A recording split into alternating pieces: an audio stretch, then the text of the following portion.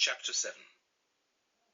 My head broke the surface of the water, but I had submerged only as far as my neck before something snatched the belt of my tunic and yanked me back aboard.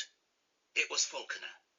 He set me forcibly in my seat, and there I remained, sick and shamefaced, with water coursing from my hair for the rest of the trip. As we disembarked on the south bank, I said, "Thank you." "For what?" "For saving me life." "I saved your master's investment, that's all." He headed down a wide road away from the river, and I trotted after. "I'm sorry to have heaved up in the river." Falconer snorted derisively. "There's enough garbage floating there already. A bit more will scarcely matter." We were walking now in the company of a dozen or more theatre-goers. The nearer we drew to the theatre, the more dense the crowd became. The people were of all positions and persuasions, from court ladies with coiffures that rivalled their skirts in volume to rank-smelling tanners' prentices. A number of the crowd turned down the lane that led to what I assumed was a theatre, but Falconer kept on straight ahead. "Is that not the theatre?"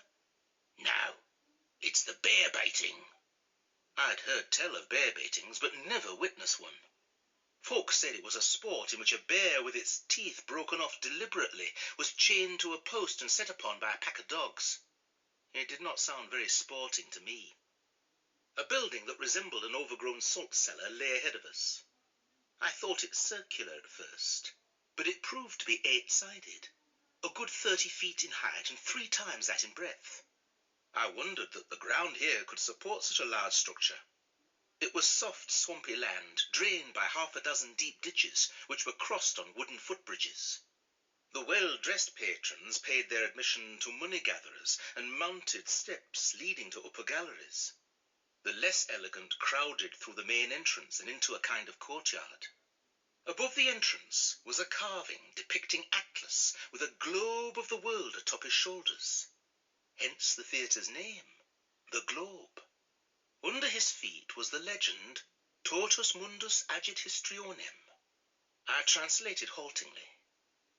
The whole world practices theatrics. Falconer shook his head at my ignorance. "All the world's a stage. A line from As You Like It." "Oh," I said. "The play will not be in Latin, I trust." "No." Falconer made no move to approach the entrance, but stood on the very fringes of the crowd, looking thoughtful. Finally, he dug a penny from his purse and handed it to me. "Go on in." "By myself?" Yes, by yourself." He grasped my wrist and thrust the penny into my palm. "But what'n they catch me?" "Whist!" Falconer held up a cautious hand. "Softly." In a low voice he went on. "Just be certain they don't, and be certain you put down every word. Understood?" "Aye," I said, forgetting in my anxiety the correct response. "Go on, then." I felt in my wallet for the pad and pencil, then slipped into the stream of people which bore me like a stick on the flood through the entrance. A gatherer took my penny and I shuffled on, jostled from this side and that, until I bumped up against an unmoving mass of spectators. God help us, I thought, should the playhouse catch fire or collapse. We would all be trapped as surely as conies in a snare. The Globe stage was a raised platform some 10 yards across and equally as deep. Its boards were strewn with rushes. On the back wall were 2 curtained doorways, with a larger curtain space between them. Above these was a small balcony, backed by a curtain, and above that, a thatched roof which covered the rear half of the stage. A vendor with a basket of fruit and another selling leather bottles of beer wove through the crowd. The roar of voices and the smell of closely packed bodies were overpowering and unremitting. Even after a trumpeter appeared on a tiny balcony at the peak of the playhouse and blew a fanfare, the babble scarcely diminished. Nor did it leave off when 2 men in leather jerkins and helmets strode onto the stage. At first, I thought they had been sent out to calm the crowd. Or was it to apprehend would-be play pirates? I thrust my table book and pencil into my wallet. As the chatter at last abated, the 2 men's words became audible, and I realized players. "Have you had a quiet guard?" one said at the top of his voice. "Not a mouse stirring," said the other, fairly shouting. "Well, good night. If you do meet Horatio and Marcellus, the rivals of my watch, bid them make haste." I fumbled frantically with the paper and pencil. Falconer had warned me to get down every word. 2 more men entered, and I began to transcribe. It was obvious at once that this would be no leisurely task, as copying those sermons back in Yorkshire had been. The players attacked their lines as though afraid that if they did not keep their words in close order, the audience might throw comments of their own into the breach. And in fact, they often did. My most pressing problem, however, was not the pell-mell flow of words, but how to identify each speaker on the page. All I could think of was to assign each a number. But that soon led to further confusion, as I forgot what number I'd given to which man. When 6 new players trooped out upon the stage, my heart sunk into my shoes. Gradually I learned the names of the major characters and labelled their lines accordingly. But then a new complication presented itself. I was caught up in the action of the play. I began to think of these people not as players mouthing speeches, but as actual persons living out a part of their lives before me. Simon Bass had informed me that because many considered the world of the theatre immoral, women were forbidden by law to act upon the stage. All women's roles were played by men and boys. That fact did not occur to me now. I was totally convinced that the Queen and Ophelia were what they seemed to be. In fact, Ophelia was quite fetching.